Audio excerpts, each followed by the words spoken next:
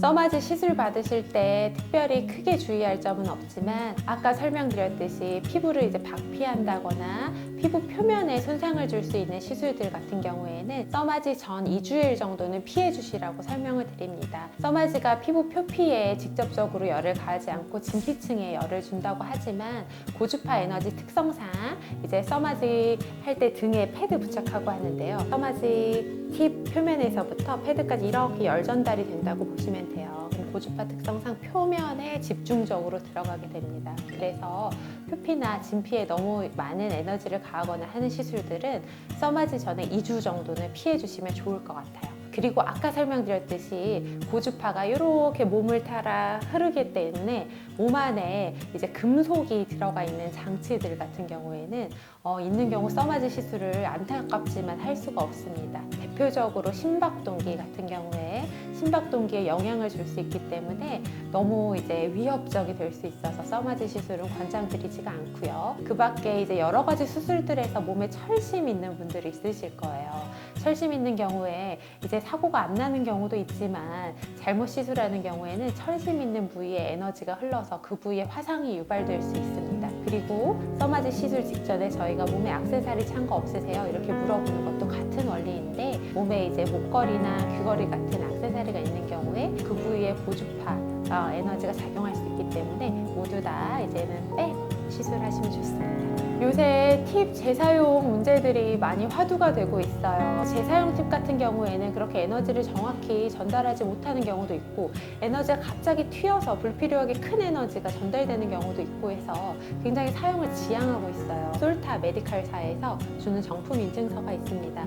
그 인증서를 통해서 정품임을 확인하실 수가 있어요. 써마지 시술을 하다 보면 에너지 전달이 많이 되기 때문에 얼굴이 약간 붉어지는 경우가 있습니다. 이렇게 네모난 도장 모양으로 찍어서 시술하기 때문에 피부가 또 얇거나 하는 경우에는 조금 더 붉은기가 보이기도 해요. 하지만 시간이 지나고 진정관리 정도만 하고 나도 전반적으로 피부에 이렇게 붉어진 자국은 좋아지는 걸 보실 수가 있고요. 만약에 그 자국이 너무 오래 간다? 그러면 병원에 한번 내원하시는 걸 추천드리고 싶고 대부분의 경우에는 집에 돌아가시기 전에는 얼굴에 붉은기가 사라져 있는 경우들이 많습니다. 그리고 집에 가서 어떤 것들 제가 해볼 수 있을까요? 열이 많이 가해졌는데 차가운 팩 같은 거 하면 좋지 않을까요? 차가운 관리들 하면 좋지 않을까요? 하지만 그 열 전달 자체가 써마지의 효과라고 보실 수 있어요. 그래서 우리가 굉장히 비싼 에너지를 고급 인력을 통해서 전달해 놨는데 그거를 이제 차갑게 가라앉히지 마시고 실온에 있는 팩 정도는 하실 수가 있고 너무 차가운 관리하는 거 하지 마시고요. 미온수로 세안 정도 하시는 거 추천드립니다. 써마지 같은 경우 굉장히 이제는 높은 강도로 아까 말씀드렸듯이 부적절하게 시술받고 화상 입는 경우들이 생깁니다. 이제 붉은기가 보통은 그날 정도면 사라진다고 했는데 다음 날까지 많이 붓고 아프다 하는 경우에는 병원에 꼭 내원하셔서 확인하시는 게 좋고요. 약간 얼얼한 느낌, 내 살 아닌 것 같은 느낌, 먹먹한 느낌은 정상적으로 있으실 수 있습니다.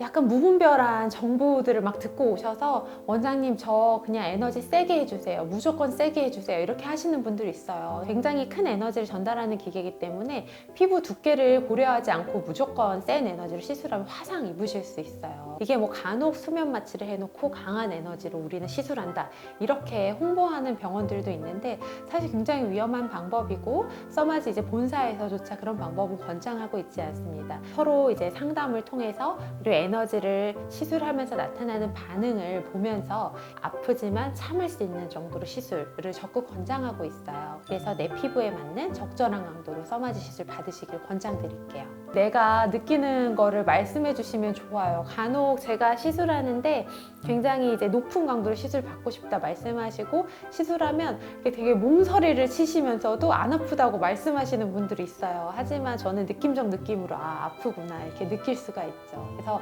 강도를 너무 올리기보다는 적절 강도를 반복적으로 충분한 샷수를 시술하시는 걸 권장드려요.